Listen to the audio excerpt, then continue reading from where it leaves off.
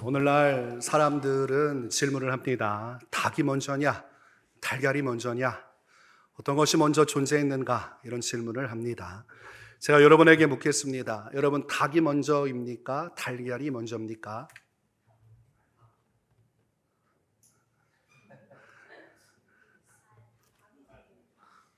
달은 뭡니까? 네. 닭이 먼저죠. 하나님께서 만물을 창조하실 때 완성된 존재로 만드셨기 때문입니다. 아담과 하와도 성년의 모습으로 하나님께서 창조하셨고 모든 것은 완성된 자체로 만들어졌습니다. 그리고 나서 그 안에서 생육하고 번성하는 역사를 이루셨습니다. 성경 말씀을 보면 창세기 1장 1절에서 태초에 하나님이 천지를 창조하시니라 이렇게 말씀하고 있습니다. 달걀보다 닭이 먼저인 것처럼 거슬러 올라가다 보면 가장 그 최고의 정점에는 태초에 천지를 창조하신 하나님이 계시고 하나님보다 먼저 된 존재는 없다고 성경은 말씀합니다. 그래서 하나님의 시간대를 태초라고 합니다. 아무것도 존재하지 않았던 그 시간에 하나님이 계셨다고 말씀합니다. 하나님께서 계시고 나서 만물이 창조되어지고 존재하게 된 것입니다.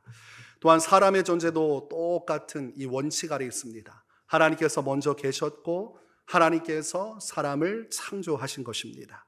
창세기 2장 7절과 8절 말씀을 보면 여호와 하나님이 땅의 흙으로 사람을 지으시고 생기를 그 코에 불어넣으시니 사람이 생명이 되니라. 여호와 하나님이 동방의 에덴의 동산을 창설하시고 그 지으신 사람을 거기 두시니라고 말씀합니다. 하나님께서 먼저 계셨고 먼저 계신 하나님께서 창조주로서 사람을 만드실 뿐만 아니라 그 자체에 생명을 불어넣으셔서 생명체가 되게 하셨다고 되어 있습니다. 그래서 온 만물이 하나님의 은혜 안에 충만히 존재하게 되고 그 안에서 생명의 역사를 계속해서 이루어 가도록 하나님께서 명령하셨습니다. 그러므로 하나님이 첫째로 계셨고 그 다음이 사람입니다. 만드신 분이 첫 번째고 또한 순서상으로 만들어진 사람이 두 번째가 되어야 합니다. 하나님의 영광이 첫 번째가 되어야 하고 사람의 영광이 두 번째가 되어야 합니다. 지으신 이가 첫째가 되는 것이 합당하고 지음받은 존재가 그 다음이 되는 것이 합당합니다. 그래서 성경은 하나님의 영광이 사람의 영광보다 먼저 되어야만 한다고 말씀합니다. 고린도전서 10장 31절에서 그런즉 너희가 먹든지 마시든지 무엇을 하든지 다 하나님의 영광을 위하여 하라고 말씀합니다. 너를 창조하신 모든 것의 첫째가 되시고 너의 존재보다 앞서시고 먼저가 되신 하나님의 영광을 구하는 것이야말로 하나님께서 원하시는 것임을 성경은 말씀하고 있습니다. 그런데 이러한 존재론적인 이 차이가 엄연하고 순서가 엄연함에도 마귀는 이것을 인정하지 않으려고 합니다. 하나님께서 먼저 되셔야 한다는 것, 그분의 영광이 먼저라는 사실을 사탄은 싫어합니다. 사탄은 무엇이라고 주장합니까? 사람이 먼저이어야만 한다.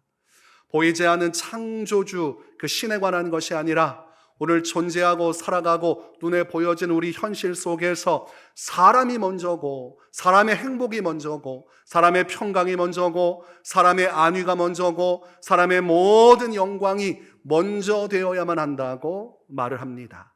마귀의 미혹이 있는 것입니다. 항상 인생 가운데 찾아와서 내가 먼저야. 너의 인생이 먼저 중요해.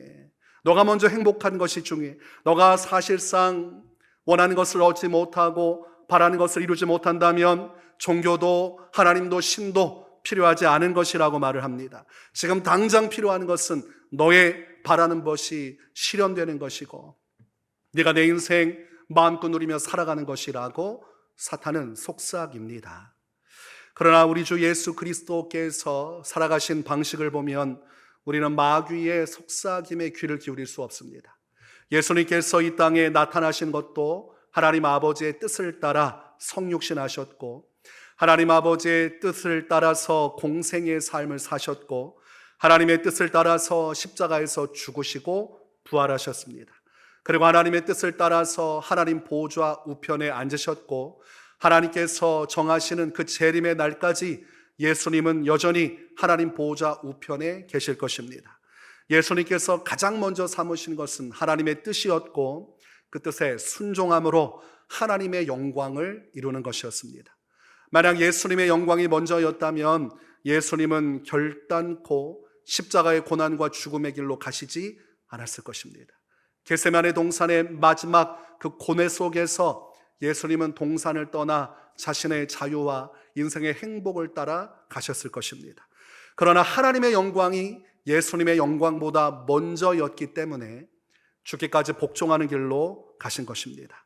그러므로 신앙의 먼저는 하나님이 되셔야 하고 하나님의 영광을 구하는 것이 첫 번째가 되어야 합니다. 이 순서가 명확하지 않으면 성도는 예수님의 말씀을 대로 자기 십자가를 지고 예수님을 따를 수가 없습니다. 예수님께서는 마가복음 8장 34절에서 누구든지 나를 따라오려거든 자기를 부인하고 자기 십자가를 지고 나를 따를 것이니라고 말씀하고 있습니다. 이 따라가는 길은 고난의 길이면서도 영광의 길입니다. 예수님께서 십자가에서 죽으시고 부활하사 하나님 영광에 이르신 것처럼 우리가 예수 그리스도의 뒤를 따르면 고난도 오겠지만 영광도 찾아오는 것이죠. 그러나 먼저 된 것은 고난입니다. 이 땅에서 예수님 따라가면 자기 부인하면서 예수님께서 맡겨주신 사명의 십자가 붙들고 가야만 합니다. 그렇게 예수님의 뒤를 따르는 자만이 하나님 나라에 이룰 수 있다고 말씀하고 계십니다. 그러므로 인생의 우선순위가 내가 된다면 하나님이 먼저 되고 하나님의 영광이 먼저 되지 아니하고 나의 영광이 먼저 되고 내 행복이 먼저 되고 나의 안위가 먼저 되는 사람은 이 순서대로 살아가기 때문에 먼저 하나님의 영광을 위해 그 뜻에 순복할 수 없고 자기를 부인하고 자기 십자가를 지고 가는 길로 갈 수도 없습니다. 그래서 우리가 예수 그리스도 안에서 천국에 이르는 신앙생활을 하려고 하면 가장 먼저 회개해야 되는 것은 하나님의 영광보다 나의 영광을 추구하던 삶에 관한 것입니다. 이전에 하나님보다 나를 더 소중하게 여겼고 나의 일이 하나님의 일보다 중요했고 나의 계획이 하나님의 뜻보다 먼저였고 나의 영광을 이루기 위해 하나님을 수단으로 삼았던 것들을 철저히 회개해야 합니다. 이것을 회개하고 이런 삶을 청산하지 않고는 결단코 예수님의 뒤를 따를 수 없습니다. 예수님의 제자가 될 수 없고 예수 그리스도께서 계신 천국에 이를 수 없습니다. 이 부분이 철저하게 회개돼야 돼요. 내가 먼저 되었던 나의 삶에 대한 회개가 있어야 됩니다. 그러므로 참된 믿음의 삶은 나는 죽고 내 안에 예수님만 계셔서 이제는 더 이상 나를 위해 살아가던 삶이 아니라 회개하고 남은 인생 우리 주 예수 그리스도를 위하여 하나님의 영광을 위하여 살아가는 것입니다. 바울은 갈라디아서 2장 20절에서 말씀합니다. 내가 그리스도와 함께 십자가에 못 박혔나니 그런즉 이제는 내가 사는 것이 아니요 오직 내 안에 그리스도께서 사시는 것이라. 이제 내가 육체 가운데 사는 것은 나를 사랑하사 나를 위하여 자기 자신을 버리신 하나님의 아들을 믿는 믿음 안에서 사는 것이라. 여러분, 이 신앙의 고백은 바울의 신앙으로 그치면 안 됩니다. 이 신앙 고백은 오늘을 살아가는 성도의 신앙 고백이어야 하고 나의 신앙 고백이어야 합니다. 하나님이 먼저 될 때, 하나님의 영광이 나의 영광보다 사람들의 영광보다 먼저 될 때 우리는 이 신앙에 합당한 삶을 살아갈 수가 있습니다. 오늘 본문 말씀을 보니까 사도 바울이 또한 말씀합니다. 이제 내가 사람들에게 좋게 하랴 하나님께 좋게 하랴 사람들에게 기쁨을 구하랴. 내가 지금까지 사람들의 기쁨을 구하였다면 그리스도의 종이 아니니라 말씀하고 있습니다. 지금 바울은 자신은 사람의 종이 아니라 하나님의 종이라고 말씀하고 있고, 그렇기 때문에 나는 사람들의 기쁨을 구하거나 사람들을 좋게 하는 신앙의 길로 갈 것이 아니라 오직 나를 부르신 하나님을 기쁘시게 하고 좋으시게 하는 길로 가겠다고 말씀하고 있습니다. 사도 바울은 이렇게 고백했을 뿐만 아니라 실제로 이러한 삶을 살아간 사람이에요. 자신의 신앙 마지막에 자신의 인생 모두를 하나님 앞에 전제와 같이 부어드렸다고 말씀합니다. 하나님 앞에 드려진 예물 위에 포도주를 부어드리시듯이 자신의 인생 전체를 하나님 앞에 쏟아내어 하나님의 영광을 위해 살았음을 바울이 스스로 하나님 앞에서 고백하고 있습니다. 그러므로 우리가 정말로 예수 그리스도의 제자요 예수님의 종이라면 우리는 사람이 먼저 된 신앙생활하면 안 되고 하나님께서 먼저 된 신앙생활을 해야 합니다. 사람을 기쁘게 하기 위해 하나님의 영광을 뒤로 할 수는 없지요. 사람들이 기뻐하지 않더라도 하나님이 기뻐하신다면, 하나님이 그 길로 가기를 원하신다면 우리는 어떠한 고난과 희생을 감수하고서라도 하나님께서 기뻐하시는 길로 가야 하는 사람들입니다. 그러므로 그렇게 할 때 우리는 예수님의 제자가 되고 종으로서 예수님과 함께 할 수 있는 것입니다. 여러분에게 묻겠습니다. 여러분의 신앙생활은 하나님의 영광이 먼저입니까? 여러분의 영광 또는 사람의 영광이 먼저입니까? 깊은 고뇌가 또 이루어지죠. 나는 하나님의 영광이 먼저 된 삶을 살고 있는가? 아니면 나의 영광 또는 주변 사람들의 영광이 먼저 된 삶을 살고 있는가? 이 질문은 너무나 중요한 것이고 이 질문에 대한 분명한 해답이 있어야 되고 또 그 해답을 따라 살아가야 됩니다. 하나님이 먼저 되셔야만 하는 것이죠. 성경에서는 하나님을 향한 사랑이 첫째고 그 다음이 이웃을 향한 사랑이라고 말씀합니다. 마가복음 12장 29절과 30절에서 첫째는 이것이니 이스라엘아 들으라 주고들이 하나님은 유일한 주시라 내 마음을 다하고 목숨을 다하고 뜻을 다하고 힘을 다하여 주 너의 하나님을 사랑하라 하신 것이요 둘째는 이것이니 내 이웃을 내 자신과 같이 사랑하라 하신 것이라. 이웃을 사랑해야 합니다. 정말 내 몸처럼 사랑해야 됩니다. 그러나 이웃을 사랑하는 것보다 먼저 될 것은 하나님을 사랑하는 것인데 내 몸과 마음과 뜻과 힘을 다하여서 정말 생명 다해서 하나님을 먼저 사랑해야 된다고 분명히 예수님은 순서를 정해주셨습니다. 그러므로 하나님의 영광이 먼저지 사람의 영광이 먼저일 수 없어요. 사람을 사랑하라 하셨기에 이렇게 내가 하나님의 영광을 저버리고 사람을 위해 살아가는 것을 주님은 기뻐하시리라 생각한다면 그것은 성경을 전혀 모르는 것입니다. 하나님의 의도와 정반대 길로 가는 것입니다. 이단 사이비가 왜 무섭습니까?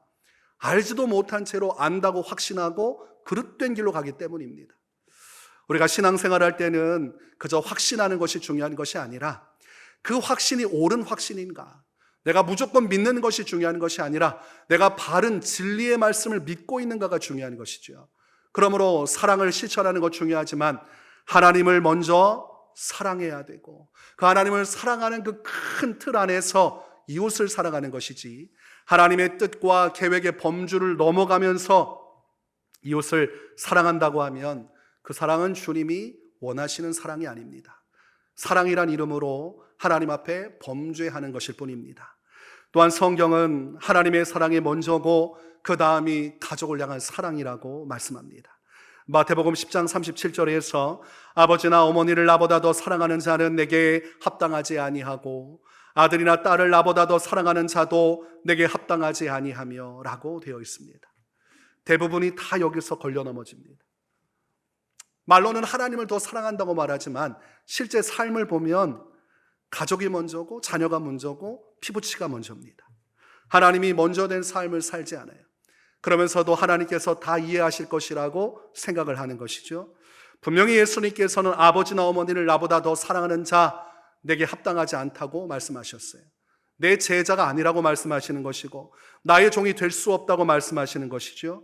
예수님보다 아들이나 딸을 더 사랑하는 자도 예수님께서 내 제자가 될 수 없다고 말씀하셨습니다. 그런데 대부분 이 말씀을 뭉개버립니다. 사랑은 좋은 것이니까 그냥 사랑하며 살면 되지 않는가, 순서가 있는 것이 하나님을 먼저 사랑하고 나서 그 사랑 안에서 가족을 사랑하는 것입니다.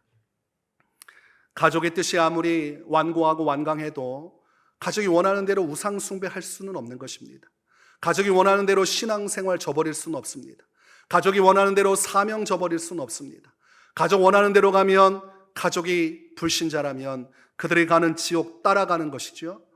우리는 예수님을 따라 영생에 이르러야 되는데 예수님을 뒤로하고 가족 사랑의 이유로 예수님의 뜻을 저버리는 길로 간다면 그것은 예수님을 저버리는 것과 다를 바가 없습니다. 그래서 무엇이 먼저인가가 분명하게 선명하게 우리의 신앙관으로 자리 잡지 않으면 우리는 모호하게 줄타기 신앙생활하면서 이런저런 말로 변명하고 합리화하면서 결국은 하나님 먼저 된 삶을 살지 않는 길로 가게 될 것입니다. 당장 눈앞의 현실, 당장 내 눈앞에 가까워 있는 사람들, 그들의 기쁨과 그들의 즐거움을 위해서 서슴없이 하나님의 뜻도 저버리면서 살아갈 수밖에 없는 것이죠. 그러므로 내가 신앙생활에 있어서 사람의 그 어떤 영광보다 하나님의 영광이 첫째가 되고 먼저가 되는 것, 하나님을 위한 것이 첫째가 될 때, 이 기준이 확고할 때 우리는 신앙생활 한다고 하면서 방황하지 않을 수 있고 방탕하지 않을 수 있습니다. 여러분, 신앙생활하면서 방황할 수 있어요. 방탕할 수 있습니다. 기준이 명확하지 않으면, 하나님의 말씀의 기준이 선명하지 않으면 결국은 하나님을 믿는다고 하면서 신앙 안에서 헤매입니다. 하나님의 살아계신 은혜를 온전히 누리지 못하고 하나님의 뜻과 벗어난 곳에서 계속 헤매이는 것이죠. 그러면서 이상하다 말하지만 오늘 주님은 분명히 말씀하는 겁니다. 하나님의 영광이 먼저 된 삶을 살고 있느냐? 아니면 혹시라도 사람을 좋게 하고 기쁘게 하기 위해서 하나님의 영광을 뒤로하며 살고 있느냐? 그것이 너의 신앙이 어떠한지이며 너의 삶에 어떠한 은혜가 임하는지를 결정하게 되리라고 말씀하고 있습니다. 제가 부교육자로 사역할 때 새벽 예배를 드려야 했습니다. 부교육자로 생활하면 새벽 예배는 의무적으로 참여를 해야 됩니다. 그래서 보고서를 낼 때 그 안에 새벽 예배 날짜를 적고 그 안에 동그라미를 표시하면 이제 그날 온 겁니다. 그날 새벽 예배 빠졌으면 어떻게 해야 됩니까? 동그라미를 그리면 안 되겠죠? 빠진 날은 동그라미 기표하면 안 돼요.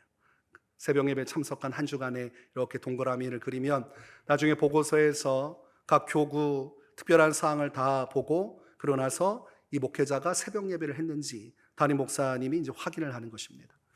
아침에 쓱 보면 동그라미가 많은 교육자도 있고 동그라미가 없는 교육자도 있습니다. 제 마음속에는 동그라미가 없는 교육자를 보면서 용감한 자로다. 어찌 저렇게 용감할 수 있는가, 그런 생각을 많이 했습니다. 근데 새벽 예배를 가게 되면서 제 마음속에는 그래도 아내도 같이 새벽 예배를 드렸으면 좋겠다, 이렇게 생각이 들었어요. 그때 아기가 이제 있었고 새벽 예배 드리기 어려운 상황이었어요. 근데 제가 아기를 잠깐 집에 재워두고 급히 와서 예배만 드리고 갈 수 있지 않겠느냐 얘기를 했습니다. 지금 마음속에 하는 분들이 있는데, 얘기를 했더니 자신도 새벽 예배를 드리고 싶은데, 그런데 이제 교회 안에 사모가 한 명만 있는 건 아니잖아요. 사택 안에도 사모님들이 있고 또 밖에도 있고, 그런데 이제 혼자 나가게 되면 다른 사모님들에게 또 혹시라도 누가 될까 봐 걱정이 된다, 이런 얘기를 하는 거예요. 사람들은 튀는 거 좋아하지 않아요. 그냥 적당히 눈치껏 있어야지. 튀는 행동을 하면 저거 인정받으려고, 그리고 한번 욕심이 많아가지고 이렇게 생각을 하는 분위기들이 있습니다. 이제 그런 분위기에 혹시라도 이제 어려움을 당할까 하는 걱정이 있는 것 같았고, 또 사실상 분위기도 그렇게 이제 흘러가고 있다는 얘기를 하니까 제가 그때 이 말씀을 기준으로 삼았어요. 하나님을 기쁘시게 할 건지 사람을 기쁘게 할 건지, 가만히 있으면 사람들이 다 서로 간에 평안할 수 있고 좋다 하겠지만, 그러나 하나님께서 정말 원하시는 것은 기도하는 것인데, 비록 사람들이 어떻게 보든 하나님 앞에서 이 주님 앞에 깨어 기도하는 신앙을 가지고 꼭 나갔으면 좋겠다고 했어요. 그랬더니 이내 아기를 재워두고 또 와서 예배하고 또 들어가고, 이렇게 할 수 있는 한 열심히 하는 일들이 있었습니다. 우리가 신앙생활하면서 항상 이런 충돌들이 있어요. 교회 안에서도 있고 교회 밖에서도 있습니다. 그러나 우리의 기준은 사람의 기쁨 구하는 거 아닙니다. 사람의 눈치 보면서 사람의 만족을 위해 하는 거 아닙니다. 신앙은 하나님이 먼저 되셔야 되고 하나님의 영광을 생각해야 됩니다. 비록 내가 가는 길 사람들이 무엇이라 말하건 주의 말씀 앞에 합당하고 그것이 주님이 원하시는 것이라면 우리는 그 길을 걸어가야 하고, 그러할 때 예수님의 제자요 예수님의 종이라 할 수 있겠습니다. 제가 부교육자 시절에 잠시 사역지가 없어서 한 2달간 내려가서 부모님 집에서 거하면서 그 교회에서 신앙생활을 했습니다. 한 달은 좋았는데 여러분, 2달간 이 젊은 청년이 아무 일도 없다는 것이 얼마나 괴롭습니까? 다들 사역이 시작되었고 이미 시간이 3월이 훌쩍 지나가고 있는 상황이어서 이러다가는 정말 한 1년간을 쉬게 되지 않을까 생각했습니다. 그래서 마음속에 고민이 있었고 기도를 했어요. 근데 어느 날 아는 지인에게 전화가 왔고, 본인 교회 부목사님이 서울에 있는 교회 담임 목사로 가게 되시면서 부목사 한 명을 그 교회에서 구하는데 저를 추천했다는 얘기가 들렸습니다. 그래서 그 교회 부목사로 부임을 하게 되었습니다. 열심히 목사님께서 원하시는 대로 이제 순종하면서 하나씩 둘씩 교회 내 잡다한 일들부터 해서 중요하게 여기시는 일들을 다 순종해서 했습니다. 그런데 그 교회는 수요일 날은 담임 목사님만 설교하는 것이 아니라 부목사도 번갈아가며 설교하는 교회였어요. 전임 원로 목사님 때도 아마 그렇게 진행을 했고, 오후 예배도 그렇게 돌아가면서 설교를 하는 것이었고, 목사님께서는 부임한 지 1년도 안 됐기 때문에, 저랑 같이 부임했기 때문에 본인이 뭔가를 바꿀 수 있는 상황이 아니었습니다. 그래서 교회 하던 이 전통대로 그렇게 최 목사가 설교를 수요일 날 했으면 좋겠다는 얘기를 하시는 것입니다. 그래서 먼저 목사님께 가서, 목사님 어떤 설교를 하기 원하십니까? 목사님께서 원하시는 주제와 또는 바라시는 부분이 있으면 거기에 맞춰서 준비하겠습니다. 그래서 목사님께 여쭤봤더니 목사님께서 그런 거 없다 이렇게 말씀하시는 거예요. 그냥 성령께서 주시는 감동을 따라 편하게 자유롭게 하라고, 그리고서 가셨어요. 그래서 정해진 시간 안에서 또 정해진 이 설교 사명을 위해 열심히 기도하고, 그때 제가 설교하는 것이 시편 23편의 설교였습니다. 기도하면서 하나님께서 주신 마음의 감동이 있어서 우리의 삶을 인도하시는 하나님의 선하심과 인자하심에 대해서 설교를 했습니다. 그때 성도님들이 많은 은혜를 받으셨어요. 그 교회는 전임 목사님께서 부흥사 출신이었고, 또 성도님들이 성령 체험하고 뜨겁게 정말 신앙생활하던 분들, 제가 갔을 때는 노년의 분들이 많았지만 어쨌든 지난 수십 년간 그분들은 정말 은혜 받으면서 정말 기도하면서 은혜 체험하며 이제 사셨던 분들이에요. 그러니까 설교를 하면 이 말씀을 다 받아 먹는다고 표현하는 게 맞을까요? 아멘, 아멘 하면서 너무 기쁘게 말씀을 받는 거예요. 얼굴들이 환하게 피어나면서 그 어느 때보다 정말 열정적으로 말씀을 받고 너무 기뻐하시는 거였습니다. 그런데 목사님께서 이 수예배가 끝나고 나서 저를 목회실로 부르셨어요. 그리고 저를 책망하셨습니다. 그때 이제 2가지를 책망하셨는데, 첫 번째는 내가 전에 이제 강조한 것이 기도를 마칠 때 예수님 이름으로 기도합니다로 하라고 분명히 가르쳤는데 왜 예수님 이름으로 기도했습니다 라고 했느냐. 그래서 목사님께서 그 부분을 이제 쫙 잡으시는 거예요. 기도는 과거형으로 하지 말고 지금 마쳤기 때문에 합니다로 끝나야 된다. 그래서 목사님께 제가, 목사님 죄송합니다, 제가 이것이 버릇이 되어가지고 목사님의 말씀을 어기려고 하는 것이 아니라 저도 습관적으로 나왔는데 다음부터는 예수님 이름으로 기도합니다 이렇게 제가 마치겠습니다. 그래서 이제 얘기가 잘 맞춰졌고, 두 번째가 목사님께서 왜 은혜 설교를 했느냐 이렇게 말씀하시는 거였어요. 그러니까 제가 이해가 되지 않잖아요.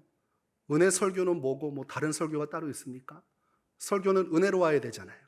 근데 목사님께서 부교육자가 돼서 담임 목사나 하는 주제를 잡았고, 그리고 그런 류의 설교는 담임 목사가 해야 하고, 목사는 담임 목사가 하지 못하는 불편한 얘기를 설교 때 해야 된다고 얘기하시는 거예요. 그러면서 회개에 대한 얘기든 헌금에 대한 얘기든 그런 것들을 가지고 성도들에게 설교를 해야지, 왜 담임 목사의 자리에 앉아서 은혜를 끼치려 하느냐, 이제 이렇게 얘기를 하는 것이었습니다. 그래서 제가 이걸 어떻게 이걸 해야 될지 몰라서, 목사님 제가 죄송합니다, 제가 목사님의 의도를 파악하지 못해서 제가 그렇게 얘기를 했는데 다음부터는 회개에 관한 설교, 그리고 성도들에게 조금 하나님 말씀 앞에 강하게 설 수 있게끔 하는 그런 설교를 잘 준비하겠습니다. 제가 전혀 상황을 이해하지 못했습니다. 죄송합니다. 그렇게 이제 말씀을 드리니까 목사님께서 또 얼굴이 밝아지셨고, 그러면서 꼭 그렇게 회개 설교만 하라는 것은 아니다, 그러고 가셨어요. 그럼 이제 앞으로 나는 무슨 설교를 해야 되는가, 제 마음속에 부담이 오기 시작했어요. 근데 이제 시간이 흐르면서 제가 이제 목사님의 의도를 알았죠. 부목사가 너무 은혜 끼쳐가지고 담임 목사를 좀 위축되게 하지 말라 이런 의도가 있었던 것 같아요. 성도님들이 너무 좋아하시니까 특별히 그 교회가 원하는 색깔과도 잘 맞았고, 그 당시에 저는 뭐 여자친구도 없고 가진 것도 하나 없고 매일 교회에서 교회가 만들어준 2층 집 사택 그 판넬로 된 그 방 하나에서 그냥 살았어요. 에어컨도 설치해주지 않아가지고 선풍기 2대 놓고 막 살고, 교회 안에 숨어가지고 유치부실에서 에어컨 쐬고 자다가 다음날 권사님이 어떤 놈이 와가지고 에어컨 새벽에 틀고 갔다고 그래서 권사님 죄송합니다, 제가 너무 더워가지고 새벽에 조금 그 어린이실 가서 했는데 앞으로 조금 제가 신경을 쓰겠습니다 했더니 아유 아닙니다 하긴 하셨는데, 뭐 그렇게 하루 종일 교회에서 기도하는 거 말씀 전하는 거 외에는 할 것도 없고, 이러다가 죽으면 새벽 예배 안 올 때 그때 목사님이 들여다보지 않고는 내가 죽었는지도 사람들이 모르겠구나, 뭐 그런 삶이었기 때문에 기도하고 설교 준비하는 것 이제 열심히 할 수밖에 없잖아요.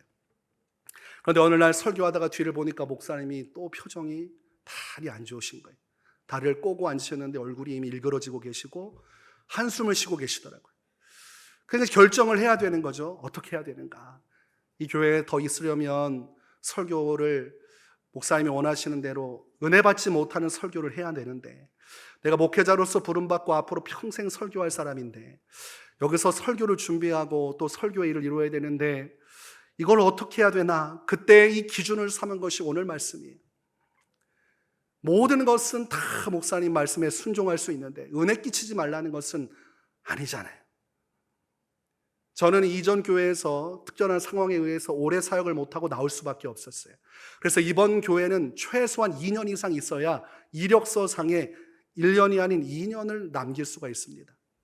상황도 그러했고 또 제가 사역지를 구하는 게 결혼을 안 했기 때문에 목사로서 쉬운 일은 아니에요. 청년부 사역을 하든 교구 사역을 하든 결혼을 해야 이게 되지, 미혼자에게는 청년부 잘 맡기지 않습니다.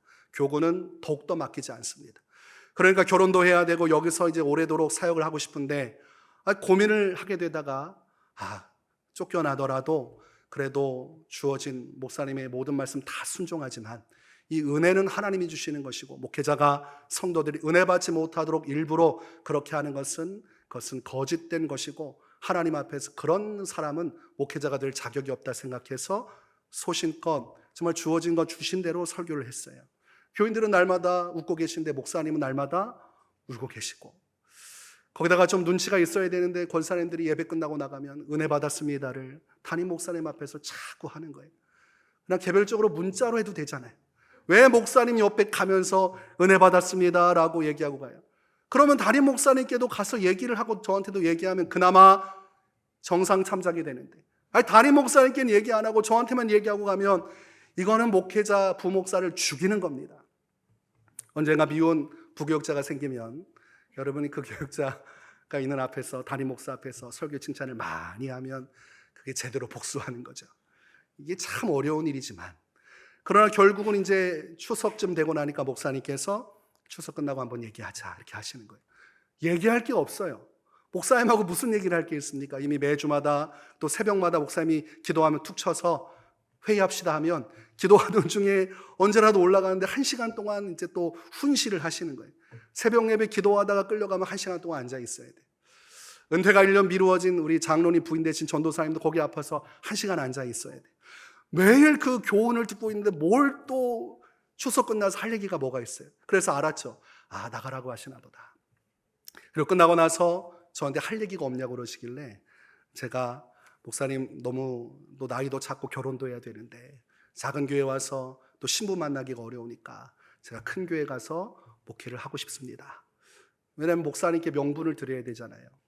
목사님이 쫓아냈다는 그걸 가지고 있으면 이 초년생 목회인데 어려우시니까, 또 눈치 없이 버티면 목사님 힘드시니까 나가더라도 목사님 목회하실 수 있게끔 그렇게 제가 나가는 걸로 정리를 하고, 그러니까 권사님들이 계속 쫓아다니면서 묻는 거예요. 왜 나가시냐는 거예요. 왜 나가시냐고 계속 쫓아다니면서, 사무총회 때도 우리 부목사님 왜 나가냐고 자꾸 이렇게 얘기하니까 더 저는 곤란스러워지죠. 이 교단에서 목회해야 되는데 부목사 돼가지고 교회 분란 일으키고 나갈 수 없잖아요. 그래서 저는 교회 나갈 때도 성가대 특송하고 갔습니다. 지휘자분이 모르잖아요, 돌아가는 상황을. 그러니까 우리 목사님 나가시기 전에 한번 성가대 특송 한번 하시죠. 그래서 나가는 날 앞에 나가서 솔로로 찬양하고, 그리고 목사님하고 포옹하고 그렇게 나갔어요. 나가는 날 이제 비가 이렇게 내리는데 그 장로님이 저 이제 운전을 해주신다고 하시고 가는데 저한테 목사님 죄송합니다. 이것은 제가 결정할 수 없고 담임 목사님의 결정이기 때문에 제가 아무것도 해드리지 못해 죄송합니다. 그러시는 거예요. 그래서 제가 괜찮습니다, 장로님. 괜찮습니다. 전혀 문제 없습니다. 그리고 그때에 때마침 제가 전에 사역하던 교회가 있었는데 그 교회 목사님이 이제 제가 사임하기 전에 전화가 왔어요. 다시 오라는 거죠. 그 목사님은 참 무시무시한 목사님이고 1년 버티기 어려운 목사님인데 이분이 저를 좋게 생각하고 전화가 온 거예요. 부목사로 들어와서 이제 전도사 사역을 하다가 나갔으니 이제 부목사로 와서 청년부를 맡길 테니까 하겠다. 그리고 저한테 묻는 겁니다. 얼마 가지고 있느냐? 사택을 이제 마련해야 되니까. 그래서 제가 통장에 한 100만 원 있는 것 같습니다 했더니 그분이 미친 뭐뭐다 이러면서 아니 돈이 왜 그렇게 없냐? 돈이 없습니다. 그래서 목사님 저는 못 갑니다. 사택 제가 못 구합니다 했더니 일단 오면 사택 마련해 주겠다고 하셔서 결국은 사택도 마련해 주시고 사역지도 마련해 주셔서 비록 나가게 됐지만 하나님께서 그 길을 열어주셨어요. 우리가 신앙생활하면서 항상 이 선택의 기로에 놓이게 되지만 우리가 하나님 앞에서 가져야 할 신앙은 사람이 먼저가 아니라 하나님이 먼저여야 한다는 것이고, 눈에 보이는 사람을 만족하고 기쁘시게 하는 사역이 아니라 하나님을 만족시키고 기쁘시게 하는 사역을 해야 한다는 것입니다. 이 기준이 명확할 때 여러분의 인생은 사단의 미혹과 시험에 휩싸이지 않고 중심을 가지고 하나님 나라와 의를 이룰 수가 있는 것입니다. 이런 믿음의 역사, 바른 신앙의 기준의 역사가 여러분 인생 가운데 확고하게 서시기를 주님의 이름으로 축원합니다.